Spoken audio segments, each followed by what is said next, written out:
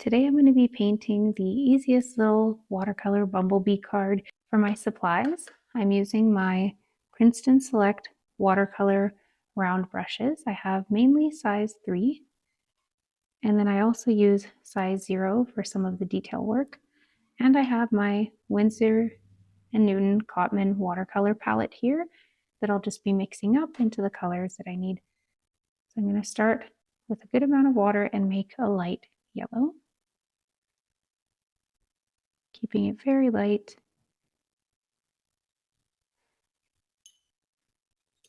And you can grab a tiny bit of a darker yellow just to add some dimension when we're painting here. And we'll start by putting a wash on the bumblebee's body in that light yellow. I've lightly traced mine out on the paper just to have a bit of a guide as I go. And we'll start using that yellow and just painting the general body of the bumblebee, starting from the end here in a little point, and making it a bit rounder as we get to the tip of the body. Kind of like a sideways raindrop shape. And then just fill that all in. In the very end here where I want it to be a bit darker, I'll drop in some of that darker yellow. And you can also do a little bit of the same around the edges if you want to define that with a bit more color. Next up, I'm going to make some very, very light blue for the wings. So taking a tiny bit of blue and really mostly just using water here to make a very watered down light blue.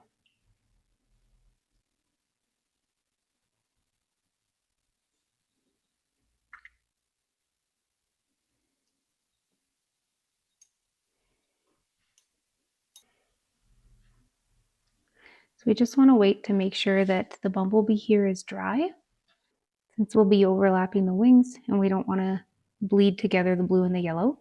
Taking that very watered down blue and just use it to make the shape of the wing in the back. So it's going to be similar to that sideways drop, but without the point at the end, because it'll be running into the bumblebee's body.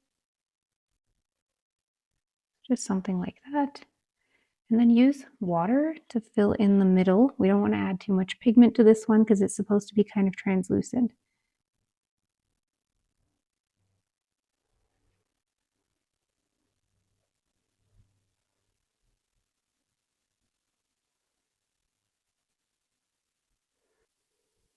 And if you want to pick up even a bit more of the color in the middle, you can dry off your brush to make it nice and thirsty and bring it to the middle of the shape here and just use it to pick up some of the color in the center. You can always drop more water in to move the color further out to the edges, dry the brush, and use it to pick up that pigment. And that way we get a really nice translucent look in the middle where most of the color is concentrated around the edges. Now we'll just want to let that guy dry before we add the wing that goes in the front. And while we're doing that, we can mix up some of the black that we'll be using later for the bumblebee stripes and the little dotted line behind it. So really just getting some black and mixing that with a bit of water.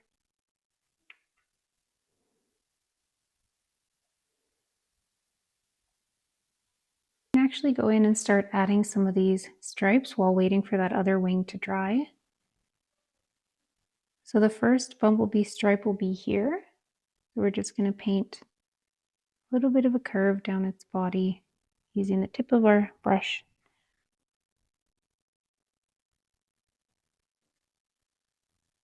And same thing over here, and then just fill that all in with a little bit of water, but not too much because I still want it to have a good amount of pigment. You can dry your brush if you have too much water, if it's getting a bit out of hand there.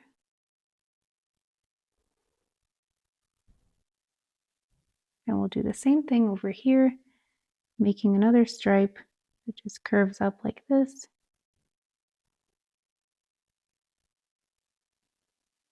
And bring it back down this way.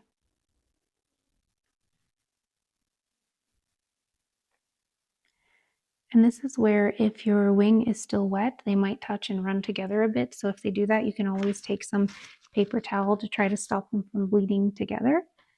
But if you wait long enough for it to be nice and dry, it shouldn't be an issue. And then again, just fill in the middle here using a bit of water to move that paint around.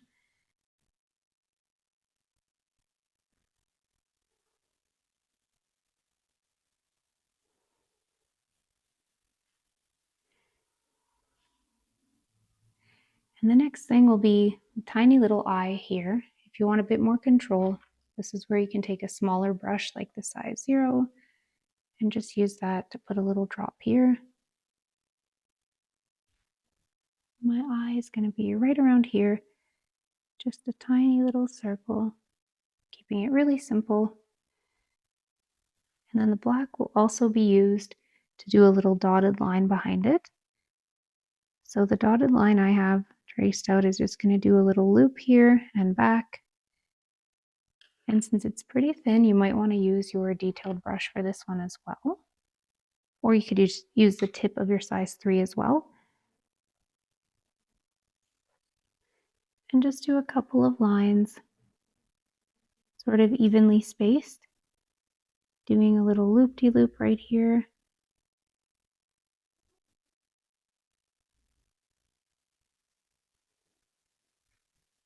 Heading up to the bee's bum. There we are. Now I'm going to rinse off the black from my brush. Now we're ready to paint that last wing in the front. So it's going to be kind of a little bit at an angle and overlapping the bee's body a little bit as well. But we don't want to work with too much water over that because we don't want to rub away the black line we did. So moving a bit quickly here. I'm going to start in the part that doesn't have color, so I'm not dragging the black paint up through the whole wing. I'm going to start right here, and it's going to curve kind of around here, over and down like that. So putting some of that blue down on the outside edge, and then dry off some of the color, grab some water, and just use that to move the color around. And again, we don't want to overwork this because it is overlapping with the other wing, and I want to see some of that translucent edge through there. So I'll just put some of that down, drop a little bit of water in the center, not rubbing it around too much, dry off the brush, and again pick some of it up to move the pigment out, but being careful not to rub a bunch to wipe away the edge of that other wing that was behind it. You can always drop a tiny bit more color if you want more definition around the edges.